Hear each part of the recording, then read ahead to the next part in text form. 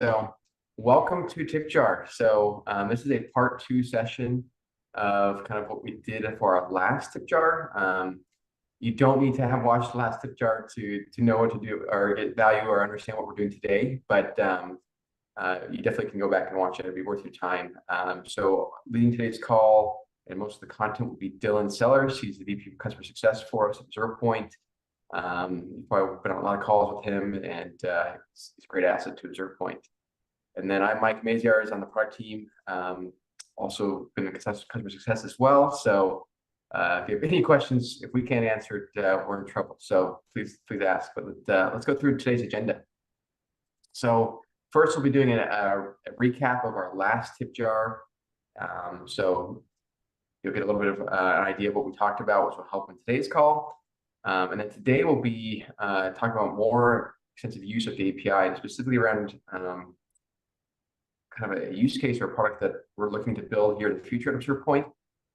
This idea of around a ledger. So you'll get an understanding of what a ledger is today. But the two things we'll be talking about is using that ledger for a cookie or for a tag or technology, gathering that information, how to get that. Then we'll obviously have an invitation as well for you guys to jump out and get success with this, and then Q&A, whether it's this topic we're talking about today or anything else. So just a recap of what we talked about last time, was just the kind of the basics of what an API is, how it can be used, what the best strategy is for setting those up, some common integrations used, whether the example we used was kind of setting up in Domo, so a BI tool. But you can also, we do this for a lot of customers, whether it's for custom alerts, setting up some triggered exports into Google Sheets, Excel, etc. So a lot of great use cases that can be used from the API. And you don't need to be an expert on it, but if there's a use case out there, we have resources for you and want to help you get integrated kind of with those things that'll drive your work. And then if you missed it, you can go to our website and search TipJar under the resources, and you can watch that recap or any other TipJar episode that we have. Yeah, I'll just add that those resources to help you set up these integrations and use our API are available to all ObservePoint customers. So there's no extra cost to have someone there to leverage the resources or services. They're all part of the customer success organization, which is just dedicated to helping you get results. So and help you be successful. So if there's any concern about if there's potential cost of this, there is no additional cost that would be incurred if you did leverage us for some of these integrations. We'd love to help. So, all right. I will kind of kick it off and talk a bit about this ledger concept, and that Mike and others on the product team are very excited about. And the ultimate name of terminology we use, I don't think is necessarily set in stone, but conceptually, we want to provide more robust, aggregate, account-wide reporting, and we want to be able to answer questions like more business questions that our customers have. And I'll start by providing a definition, and this is not by no means an official definition. I put ObservePoint ledger definition, but it's just what I came up with to try to explain what it means and what the concept is. That basically, it's a record of data captured over time across all data sources over time. I guess I'm a little redundant there with the word over time. But the point here is that we're aggregating data, and we're like a ledger is used in kind of the accounting world of keeping track of all the inbound and outbound expenses. With ObservePoint, a ledger is more of a concept of we have kind of a rolling record of those tags and cookies and other technologies on the website. And we're making sure that we always have a good snapshot of the latest state, which can be very, as you know, with running audits and journeys within ObservePoint, they can run at different frequencies and at different scales, right? And so making sure that we always have the most up-to-date data for a page or for a domain is important. And another challenge I think that exists out there is sometimes people can create audits that will crawl to other domains or that traverse multiple domains. And so it's hard to just point to the audit and say, okay, this audit, and say that audit represents domain if you haven't properly restricted that audit. So we'll get into that in a little bit and talk more about that, why that's important. But just it's basically a record over time of the data we're capturing. Last time we had this slide that covered API resources, and I put it up again this time. It's the exact same slide, except I added these two bold white bullets there. So we have a help center. We have help docs to help customers be successful here. We have our academy, which has a REST API training module, and we have our customer success team, and we have Edge, which is an in-person event that we have with breakouts. That's actually happening in September. And Abby, who's helping us today, will drop a link to Edge in case you're still interested in coming. It's not too late to register. We'd love to have you there. It's going to be an awesome event here hosted in Provo, Utah, right next to the mouth of the Provo Canyon. It's a beautiful scenic place, very close to Sundance, if you guys are familiar with Sundance Film Festival. So super awesome location and venue, and I'd love to have you there. But there's going to be trainings on how to use the API and workshops. And by workshop, we mean we want to actually build something with you in those sessions. Like we don't want to have it be another kind of training like you get here or with a customer on a customer success call, but we want to actually build something with you. So we're excited about that. I wanted to call out those two resources though, the two help docs that are in our help site. So if you go to help.observepoint.com, go to API recipes, you can search for API recipes and you'll find extracting all cookies, extracting all tags. And I believe Abby has also shared some of those in the chat. So those two resources are especially relevant for today if you want to reproduce what we're going to discuss today. All right. So utilizing the ObservePoint API, and specifically in the use case or context of building this ledger, is what we're going to focus on today. So I'm going to get into the architecture a little bit on how you would go about getting large amounts of data outside of ObservePoint, cookie and tag data, and even getting that down to the page level, which is what a lot of customers ask for. And I'm going to share, I made a little diagram to kind of make this a little bit simpler for you to consume. And we basically have 4 systems that we need to work with to integrate from ObservePoint into your visualization layer or your business intelligence platform. And you start on the left-hand side with ObservePoint. This is, by the way, a good recap, I think, for some of what we covered last time in our session. So you can go back to the previous TipJar and benefit by applying some of this knowledge. But you start on the left-hand side, and we have 2 resources to get data out, really, in bulk. And one is our REST API, which is very flexible and allows you to pull data out at scale. And you can really hit that API pretty hard. And then the second thing is exports, which I attempted to show with that icon. I'm not sure if it's clear it's an export icon, but exporting data is another way to get this data out of our systems. And most people, understand that APIs can be used to fully automate something, right? They can use scripts, they can interact with their API. But most people, when they hear about exports, they think, oh, well, I can export it, but I'm going to have to manually upload it somewhere. And that bridge, that gap right there, we want to bridge, and it's possible. And I'll share kind of how we can do that, an example of how we can do that. And we're going to be working to do that more in the future. We want to help people overcome that. And whether it's through using our API or a product that we build inside of our platform or integrations we build to ingest exports, we want to solve that gap. We want to help you overcome that, bridge that gap, so that you can benefit from getting all this data out of our system into a very shareable platform that you can share with executive stakeholders. You can build custom visualizations. You can do what you want with it.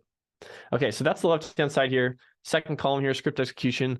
To do this, and the way we did it, and I assume you would need to do it the same way, is you need some kind of script execution tool. And this is usually a cloud-based solution. We use Google Apps Scripts at ObservePoint, but it has some limitations. Azure Functions, AWS Lambda are probably more robust and can handle like higher volumes of requests and longer script runtimes. So you may look at one of those more enterprise solutions. Google Apps Script, I would say, has caps at, I think, 15 minutes of script execution time. So it's you may have to like upgrade to maybe a Google Cloud Platform service that's more robust. But basically, there's all kinds of examples of script execution tools that you could leverage. And this is basically just running code in a server that can reference your API or trigger an export and process it. So these scripts will basically pull data from the far left-hand column there and do something with it. They'll manipulate it. They may push the data. And ultimately, that's the goal, is to push the data into some kind of data storage. So in column 3 here, we have the data storage, and examples are Amazon S3, Google BigQuery, Snowflake, Amazon Redshift. There's a lot of different competitors in this space. I literally found a diagram with tons. I just threw some of the most common examples I see there. And then ultimately, we connect those different data storage containers with a visualization layer, with the BI tool. And Power BI seems to be one of the least friendly at like interacting with other third-party technologies, because it's probably because it's Microsoft. But Tableau and Domo seem very friendly. And I imagine Amazon QuickSight is somewhat friendly too. And obviously Amazon QuickSight would have probably great integrations with Amazon S3 and Redshift. But ultimately, you guys can pick your poison as far as which visualization layer you want. There's tons out there. There's many that I didn't mention here, but these are some of the most common we see from our customers. And I do know, I will make a note that Domo has a really great email connector that can ingest exports from ObservePoint, and we've used that to build some integrations in the past. So if you do have Domo, you do have a little bit of a leg up, and it can simplify some of the work you do to integrate. But we're exploring solutions with the other BI platforms as well. If there's a BI platform that you guys feel like is your number one, you can share that in the chat, or if you just have any questions about any of this architecture, how it works, let me know. We can cover that at the end. Okay, let's talk a little about strategy. So with this ledger, there's a few things you need to consider. One is you need to determine, maybe this is one of the most important things actually that you take away from this, is you need to determine if page-by-page detail is necessary inside of your visualization platform. And the reason why is that's a huge multiplier for the number of API calls or the number of exports. It significantly increases the complexity of integrating with ObservePoint data. And the reason why is you might have an audit that requires one API call to get all the tag data from the tag inventory report, or it requires one API call to get all the cookie data from the cookie inventory report, versus having to make an API call for every single page in the audit, which if that's a 10,000 page audit, that's 10,000 API calls. So very practically, it's important for you to understand if that's required or not. And to some customers, it's still really important to have that page level detail, and they need to expose that and share that with different stakeholders. To others, it's sufficient to have a link to the audit that represents that tag inventory that they could click into, and they could find those pages themselves. And you could give that user, read-only access, so they could access the full list of pages. It's a kind of a middle ground that simplifies a lot, and you should consider that. Number two, principle I want to share on strategy is make sure to pick tools that scale well. These scripts could take a while to run. The cell count could exceed the Excel or Google Sheet cap that you're looking for. And so whether it's the data destination or if it's the script execution tool that you're looking at, make sure that they can scale. And I think the cap in Google Sheets or Excel is a pretty serious one, like especially because if we're talking about large sets of data, multiple snapshots over time, multiple audits across an account, it could get pretty heavy. So you need to think about systems that scale, especially if you need that page level detail. That's really the big multiplier here. And then the third one is consider ingesting exports versus the API, just because it is a solution that requires fewer API calls and could be better for getting 100,000 pages of data out versus 1,000 pages, which would be fine for an API. We could support both, and our API can functionally support 100,000 pages or more. It's just it means that script will run much more efficiently and much faster, which is another thing to consider. And then one of my fourth principle or tip around the strategy is consider leveraging AI. Like, some of this stuff is pretty complicated, but I've been super impressed with what AI can do as far as offering solutions here. And I'm going to give you an example in this next slide. So I asked ChatGPT, I said, hey, ChatGPT 4, write a Node.js script that downloads a .csv file from a link, which, by the way, you can get that link using the ObservePoint's API, and then pushes the contents of that file to an S3 bucket. And ChatGPT, being super obedient and helpful, said, yeah, sure, let's go ahead. And, certainly, and it tells me all these steps to make sure I download the right package in Node.js, tells me, pretty much writes the function for me, tells me which, I need to provide some authentication keys, etc. And I didn't go through the entire script, but it actually was very, very good. And so if you have access to a similar solution to help you write some of these scripts, it can help you overcome some of those technical hurdles. Personally, I have never written a script like this, but this basically made it look like I could do it if I modified the code and what step through it line by line to make sure it works and tested it. So just consider using this as an accelerator to building some of these things. And this is one example, but there's lots of others that you could apply AI for. I wanted to bring up some business questions. I think this is super important to understand like what kind of questions this kind of unlocks for you. And some of these questions you can already get out of our platform today within the UI, but some of these questions you still want other stakeholders to answer. So for example, the first question, what new tags or cookies have appeared on my website in the past 30 days? Obviously within a visualization layer, you can take timestamp data, you can filter by that to get 30-day snapshot of runs. And then you can also, the word new here, it just implies that this is surfaced, right? And within a business intelligence platform, it's not hard to write ETLs that say, hey, this is the first time this appeared, or this is the most recent, this is the earliest timestamp. You can do that kind of data manipulation inside of your systems pretty easily. And we will flag things today inside of our platform. We can say, hey, any unapproved item is understood to be either new or not yet reviewed, or just simply known but not approved. And that's another way we can keep track of new tags and cookies, is simply by making sure it's not added to your approved list, right? Or having an approved list defined that represents all the cookies and tags you know about, but then making sure you add it. So there's solutions within our UI, but you can do more with ETLs and inside of other systems. So another question, what are all the domains that X tag or cookie is found on, right? Fill in the blank. And to be able to say that across 200 domains with some of the enterprises we work with have 200 plus domains, that can be very powerful, right? If your legal or compliance teams come to you and they say, hey, we found this tag, we read about it in the news, according to our standards, it's no longer compliant, we need to rip this out. This is pretty common, I think, in Europe. I can't remember if it was France that had a big concern around Google Analytics, and Facebook has been fined, and I believe it was Ireland, one of the largest GDPR fines that is to date. And those are examples of technologies that you might have your legal teams come to you and say, hey, we got to review this, we got to revisit this, we might need to eliminate it. And the only way you can confidently do that is if you were able to answer that question. The third one, which pages are unapproved tags found on? So the keyword here is actually pages, right? To say not only the domain or which audit, but to say like what's the exact set of pages where this unapproved tag is found on. The fourth one, have we successfully migrated off of Google Universal Analytics or any other technology? This is huge for those of you who aren't paying for GA 360 and don't have an extended deadline and are working to migrate to GA4. That's pretty important that you eliminate that extra baggage after it's no longer supported. The next one, what cookies are initiated by third-party JavaScript files after opt-out? We have cookie initiator data that I'm going to demonstrate for you guys today. And that's a big ask from our customers to get the cookie initiator data out in bulk, in aggregate. And I know I have clients that I work with that need this. And we're going to show you an example today.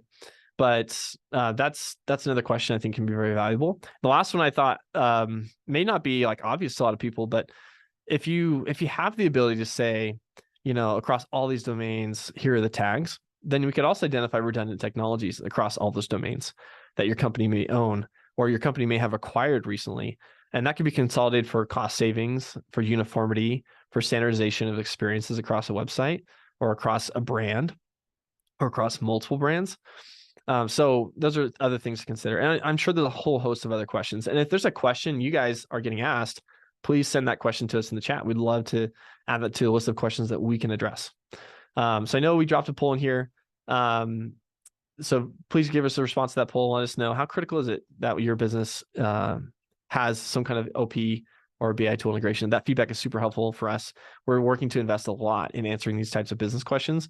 And we know that getting this data into external systems is a big priority for a lot of our customers, but we'd love to hear it from you on this webinar. Okay. Cookie and tag ledgers. So now I'm going to kind of show you what I've been working on in my garage. And when I say my garage, I'm being a little sarcastic. I work in an office, but I'm going to show you what we've built. And before I get into that, I'm going to call it one more, just call it one more thing within the app that I mentioned earlier, which is the very complexity between grabbing all the page data, like every page and the page detail for every single page in an audit versus just grabbing a cookie inventory report, right? So to grab every single one of these, all the data in this table here is one single API call. And, but we recognize that there's more data inside of the page details that you could access. But the fact that I can only I only need one API call to grab all this cookie data is pretty powerful. One more thing I was going to add is that our product team is actually working on some enhancements that are coming later at the end of this quarter. I'll say 60 to 90 days. And that Mike can, can confirm that, or he can raise his hand. There you go. So Mike is validating that timeline, estimated timeline. And the idea is that we're going to add one of the things we're going to add here is cookie initiator data at this level. So, and we're going to add other types of data too, I believe. So Mike can maybe speak more to that later. If you guys have questions about that, let us know. But the idea is we're trying to add more data to this table at the top so that you can grab it all with one API call. Again, to make it more efficient for you guys to get access to the data you need. The same thing could be applied to the tag inventory report. Pulling this data is one API call, right? And it gives you a great inventory of all the technologies. But to get the page level detail, you're going to need to loop through every single page to grab this data. All right. It's possible, but just want to let you know about the difference in the complexity there. Okay. Let's get into cookie ledgers. So we use Domo as our business intelligence platform. You guys, they're actually neighbors of ours here. We're really, really close. We could throw a rock at Domo from our office. Fun fact. Haven't tried it yet, but might one of these days. And so we use Domo for our business intelligence layer, and I know some of our customers do as well. And here's an example of a ledger that we've built. So at the top here is basically a list of all the cookies across multiple audits that we've run. And I can get into here and I can show you that it's not just cookie data or basic cookie data like cookie name and domain status, which I believe is really important, right? We can flag unapproved cookies and technologies. The final URL. So I have page level detail here that is available. And then I have cookie initiator origin story. And what I did, because there's generally multiple steps in a cookie origin story, we have cookies that initiate something, cookies that are requests that initiate a cookie and set it on the page, that maybe update it, that delete it. In order to consider that, I just simplified it to pulling the latest initiator. So the latest request or JS file to interact with that cookie. But you could obviously use the API to grab all of this. It's all available in a single API call per page. And that will help you grab more initiators if you wanted more context for that cookie. But if I keep going to the right here, I pulled in the audit name. In this case, in this particular snapshot, I'm just showing one audit, but we can obviously have multiple audits here. Date, time of completion of that audit. I just put the date it looks like, but I could add time as well. Whether it's a secure cookie, same site, or HTTP only, which if you are curious about any of those cookie attributes, you should go and look them up. There's a lot of different blogs and content online about defining these and the importance of them. We also have some guides and our help resources that can help answer those questions for you. But the idea is I've basically dumped out all the cookie data into our system to this ledger. And this can be a rolling thing that I can, because I have that time stamp of completion, I can continue to push data into this table, right? And consume it and answer questions about what are the latest unapproved technologies. You can see here examples of some visualizations you guys could build. Just a simple count of those unique cookies. You might want this trended over time, which is also possible. Cookie domains. So, it's good for us to know that ObservePoint.com is our primary cookie domain, but here there's other top domains in order. Actually, it's, I guess, in order this way, but I can see, okay, LinkedIn, edge.observepoint.com. There's other first-party cookies, Microsoft Clarity. There's other, I can see that pretty nice and visually here. First and third party, I can see split out and own third party, which is basically a subdomain of a cookie, doesn't necessarily match the page subdomain. And then here's just a simple pie chart showing approved and unapproved. And then I have the details of those unapproved cookies right in here, including the initiator. So the goal here was to make an example of what this report could look like, what this dashboard could look like that is very actionable. And of course, one of our focuses is making sure that we address unapproved technologies. And that's huge for a lot of the privacy compliance space. And whether you are working on a privacy compliance team or you're partnering with them in the marketing side, this is super valuable for you guys to have access to. So in this example, I just have the cookie initiator. I had the URL, so I have every page where that cookie is found, and the name of the audit. You could also add a link to the audit. I've actually had done that before in our previous in the last month's session of TipJar. I actually included a link to the audit details to the latest run. So there's an example of cookie ledger for you guys. I didn't build the tag ledger for you, but we could build something very, very similar with the data, and I have all the data available. For those of you who want to see some of the code, I do have access to the code. It's probably, we wrote about, looks like 50 lines of code to pull all this data out. And I'll be refreshing this API key. I need to bore that out next time. I need to just like put X's there next time so I don't keep revoking my API keys, but I'll go ahead and revoke that after this webinar. But we have basically 50 lines of code to pull all this data in. And we do the same thing for tag ledger. So if you guys want a snippet of this code or would like support, again, building this, let us know. We built it before, we can build it again. I think I had one more, well, I was going to show the Google Sheet where we have all the data stored, but we're not going to cover that today. It's short time. It's basically just the table or the raw data set where we push all the data. So let me know what questions you have in the chat. I know there might be some. And again, this is available to all, like all ObservePoint customers can access this. This isn't a paid service. This is included in every contract. And so is the content of every TipJar we've had previously. So if you watched one of our previous TipJars and you're wondering, like everything we've covered is part of the ObservePoint platform. My invitation to you guys today is to contact ObservePoint's Senior Solutions Architect or your CSM who can introduce you to Jared and invite you to another call. But Jared has been dedicated to and has a specific strategic focus this quarter on BI tool integrations and helping some of our customers get these implemented. So make sure to contact Jared. It's Jared Wilbur at ObservePoint.com. Maybe Abby can drop his email in the chat as well in case he mistyped something. His services are completely complimentary, so take advantage of him. He's very excited to be working, and we're building, like Mike said, a lot of what we're doing today is prototype of what we want to build in the future for our customers. He might speak to that a little bit in a minute, but that's all for me. Again, reach out to Jared, your CSM, or me, Dylan at ObservePoint.com, DYLAN. You can also contact me. I'd love to be part of helping you guys build this and be a part of your journey. So that's all for me. Thanks, Dylan. It's awesome.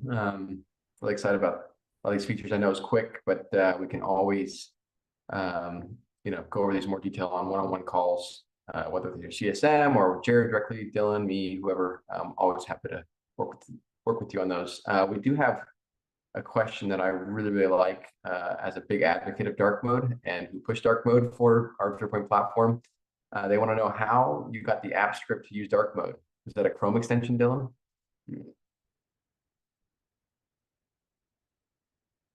You're on mute.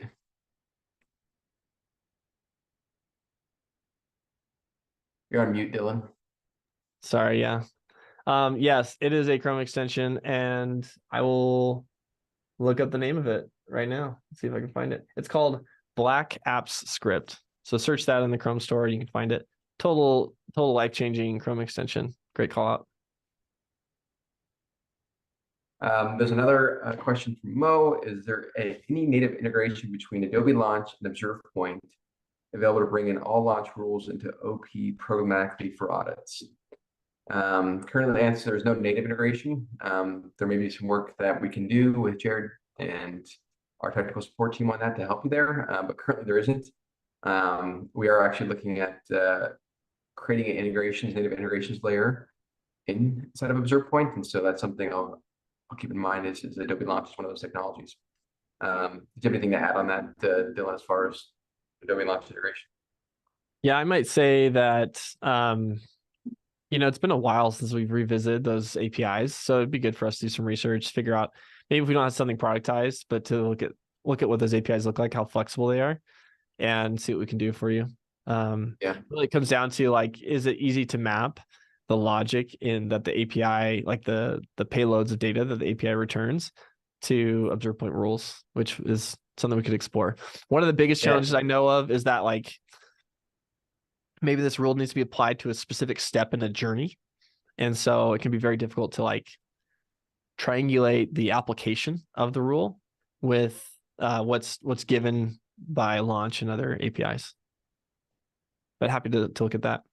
Yeah, and those APIs can be tricky at sometimes. So it just depends. And then we have a question from Sid.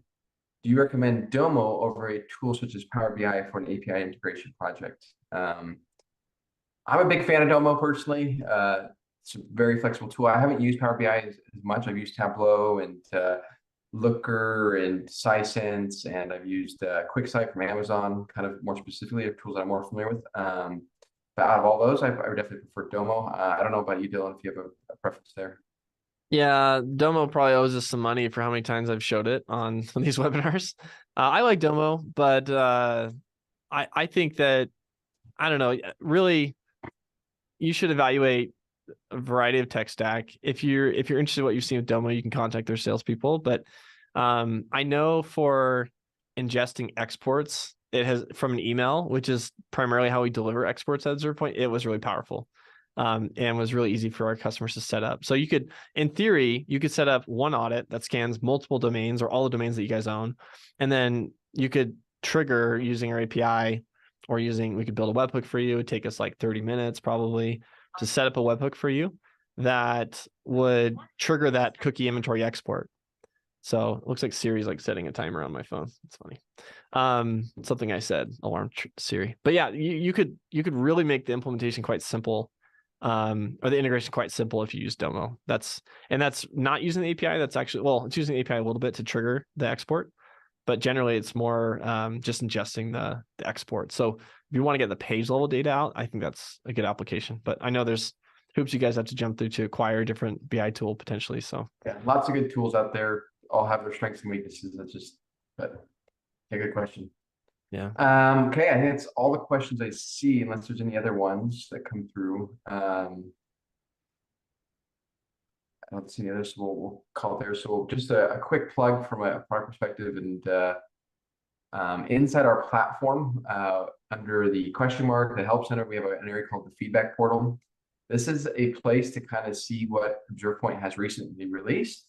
It's also a place that you can see that here's some upcoming items that are planned and are actually being developed. And just some general ideas that we're throwing out there, right, that we're considering. There's also a place to submit brand new ideas as well. And we go through and read all of these ideas, we capture them, and then we use these to basically plan a roadmap. So we'd love to hear from you, whether it's through this portal, or happy to jump on any calls as well and just get direct feedback. So just wanted to make that plug. So that's it for today. Really appreciate all of you joining. We love having you here. Please share with any colleagues or friends that you find with kind of interest. And we look forward to seeing you on the next TipJar. Awesome. Thanks, everyone. We'll see you.